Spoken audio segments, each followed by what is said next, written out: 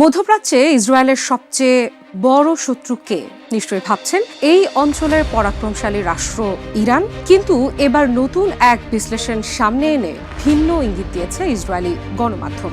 Iran নয়, বরং মধ্যপ্রাচ্যের অন্য দুটি দেশ বড় চিন্তার কারণ হয়ে দাঁড়িয়েছে ইসরায়েলের জন্য। কেন এবং কোন সেই সব দেশ? চলুন সেটাই খুঁজে বের করি এবারের ইনসাইড স্টোরিতে। আপনাদের সাথে আছি আমি আফ্রিদা ইফরাত।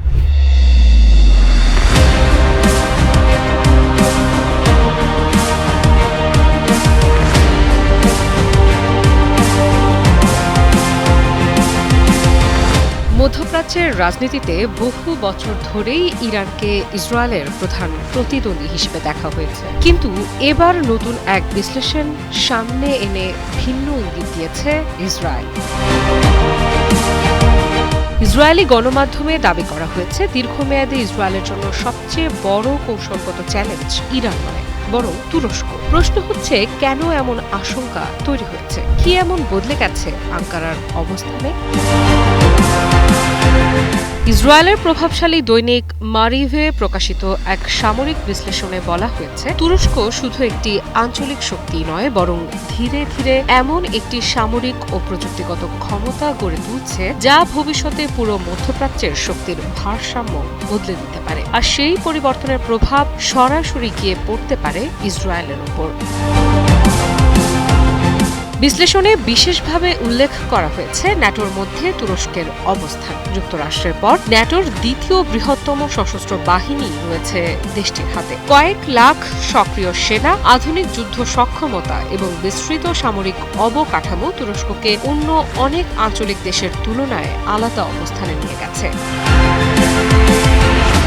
তবে শুধু সেনা সংখ্যা নয়, ইসরায়েলি বিশ্লেষকদের সবচেয়ে বেশি ভাবাচ্ছে তুরস্কের প্রতিরক্ষা শিল্প। একসময় বিদেশি অস্ত্রের উপর নির্ভরশীল দেশটি এখন নিজেদের সামরিক চাহিদার প্রায় ৮০% দেশীয় প্রযুক্তির মাধ্যমে পূরণ করতে সক্ষম। অর্থাৎ যুদ্ধ বিমান থেকে শুরু করে ড্রোন, ক্ষেপণাস্ত্র, সাঁজোয়া যান এবং নৌ প্রযুক্তি সব ক্ষেত্রেই দ্রুত এগিয়ে যাচ্ছে আঙ্কারা। বিশেষ করে তুরস্কর ড্রোন প্রযুক্তি ইতোমধ্যেই আন্তর্জাতিক অঙ্গনে আলোচনার বিষয় হয়ে উঠেছে। বিভিন্ন সংঘাতে তুর্কি ড্রোনের কার্যকারিতা বিশ্বকে নতুন করে ভাবতে বাধ্য করেছে। ফলে শুধু মধ্যপ্রাচ্য নয়, ইউরোপ, আফ্রিকা এবং মধ্য এশিয়াতেও তুরস্কের সামরিক প্রভাব বাড়ছে বলে মনে করছেন পর্যবেক্ষকেরা। কিন্তু এখানেই শেষ নয়। ইসরায়েলি বিশ্লেষকদের মতে, সামরিক শক্তির পাশাপাশি তুরস্ক এখন কূটনৈতিক ও রাজনৈতিক ক্ষেত্রেও নিজেদের প্রভাব বাড়ানোর চেষ্টা করছে। গাজা ইস্যুতে কঠোর অবস্থান, ফিলিস্তিনের প্রতি প্রকাশ্য সমর্থন এবং মুসলিম বিশ্বের নেতৃত্বে আরও সক্রিয় ভূমিকা নেওয়ার প্রচেষ্টা তুরস্ককে আঞ্চলিক রাজনীতির কেন্দ্রবিন্দুতে নিয়ে এসেছে।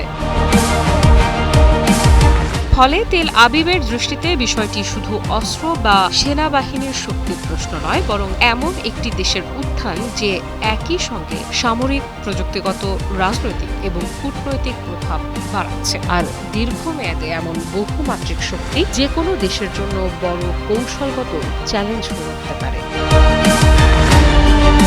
তবে এর অর্থ এই নয় যে ইসরায়েল হঠাৎ করে ইরানকে ভুলে গেছে। ইরানের পরমাণু কর্মসূচি, ক্ষেপণাস্ত্র সক্ষমতা এবং আঞ্চলিক মিত্রদের কার্যক্রম এখনও ইসরায়েলের নিরাপত্তা হিসেবে কেন্দ্রেই রয়েছে। কিন্তু একই সময়ে আরেকটি শক্তির দ্রুত উত্থানও তেল আবিবকে নতুন করে হিসেব করতে বাধ্য করছে। আগামী দশকে মধ্যপ্রাচ্যে ইসরায়েলের সবচেয়ে বড় প্রতিদ্বন্দ্বী কে হবে? ইরান নাকি তুরস্ক? আঙ্কারার সামরিক আধুনিকীকরণ এবং আঞ্চলিক প্রভাব যেভাবে বাড়ছে, তাতে এই বিতর্ক আরো জোরালো হওয়ার ইঙ্গিত মিলছে। তবে এই বিতর্কে রয়েছে আরো একটি দেশের নাম, মিশর। ইসরায়েলের একটি পক্ষের দাবি, আগামী 15 বছরের মধ্যে মিশরের সঙ্গে যুদ্ধে জড়াতে পারে ইসরায়েল। ইরানের পর এবার কি মিশর? মধ্যপ্রাচ্যে কি নতুন সংঘাতের প্রস্তুতি শুরু হয়ে গেছে? একটি বক্তব্য ঘিরে নতুন করে আলোচনা শুরু হয়েছে ইসরায়েল, মিশর এবং তুরস্ককে নিয়ে। এমন এক মন্তব্য যা শুধু বিতর্কই তৈরি করেনি, বরং মধ্যপ্রাচ্যের ভবিষ্যতের নিরাপত্তা পরিস্থিতি নিয়েও নতুন প্রশ্ন তুলেছে। কারণ একজন প্রভাবশালী ইসরায়েলি জাতীয়তাবাদী চিন্তাবিদ দাবি করেছেন, আগামী 15 বছরের মধ্যে মিশরের সঙ্গে যুদ্ধে জড়াতে পারে ইসরায়েল।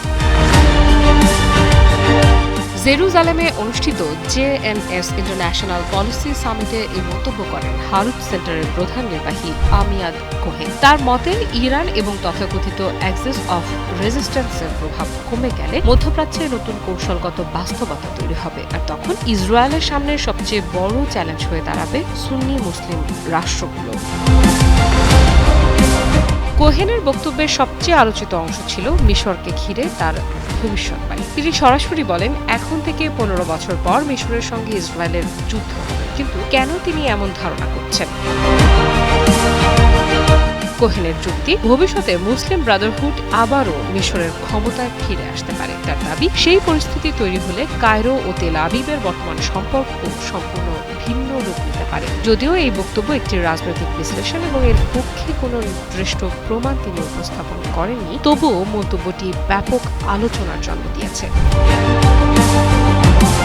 বিস্ময়কর বিষয় হল, কোহেনের এই বক্তব্যকে একেবারে বিচ্ছিন্ন মতামত হিসেবে দেখা হচ্ছে, কারণ সম্প্রতি যুক্তরাষ্ট্রের গুপ্তচর বৃত্তি মামলায় দণ্ডিত সাবেক ইসরায়েলপন্থী বিশ্লেষক জোনাথন পোলার্ডও একই ধরনের সতর্ক বার্তা দিয়েছেন। তার দাবি, ইরান দুর্বল হয়ে গেলে তুরস্ক এবং মিশরই ইসরায়েলের প্রধান কৌশলগত প্রতিদ্বন্দ্বী হয়ে উঠতে পারে।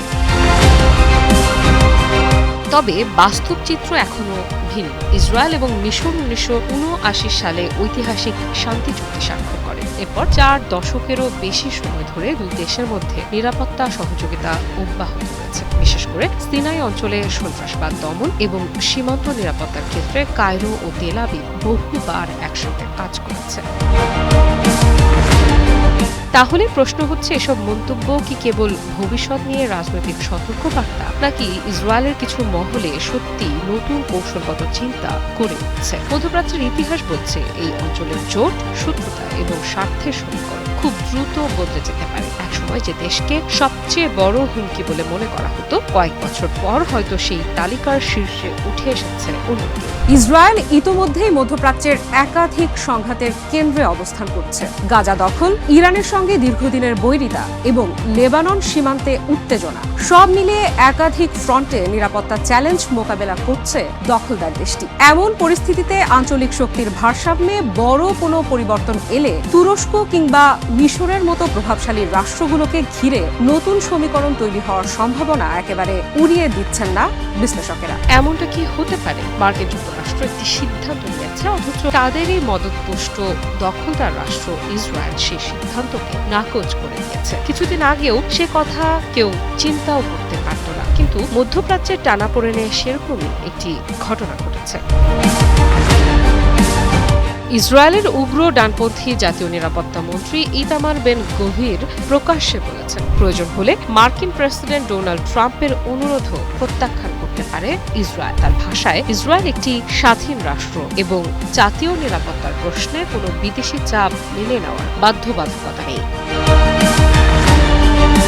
বিশেষ করে লেবাননকে ঘিরে সম্ভাব্য যুদ্ধবিরতির বিষয়ে কঠোর অবস্থান নিয়েছেন তিনি। বেন গভিরের দাবি, এখন যুদ্ধ থামানোর সময়, বরং লক্ষ্য অর্জন না হওয়া পর্যন্ত সামরিক চাপ অব্যাহত রাখা উচিত। অর্থাৎ যেখানে আন্তর্জাতিক মহলের একটি অংশ উত্তেজনা কমানোর চেষ্টা করছে, সেখানে ইসরায়েলের ক্ষমতাসীন জোটের গুরুত্বপূর্ণ একটি অংশ উল্টো সংঘাত চালিয়ে যাওয়ার পক্ষেই অবস্থান নিচ্ছে।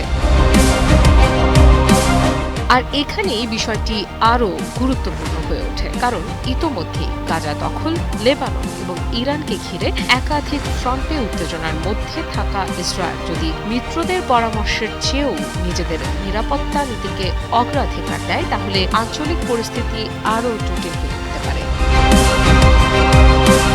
বিশ্লেষকদের মতে, বেন গভিরের এই বক্তব্য শুধু নিরাপত্তা নীতির প্রতিফলন নয়, বরং ইসরায়েলের অভ্যন্তরীণ রাজনৈতিক বাস্তবতার প্রকাশ। ডানপন্থী ভোটারদের কাছে কঠোর অবস্থানের বার্তা দেওয়ার পাশাপাশি এটি ক্ষমতাসীন জোটের রাজনৈতিক হিসেব নিকেশের অংশ বলেও মনে করা হচ্ছে।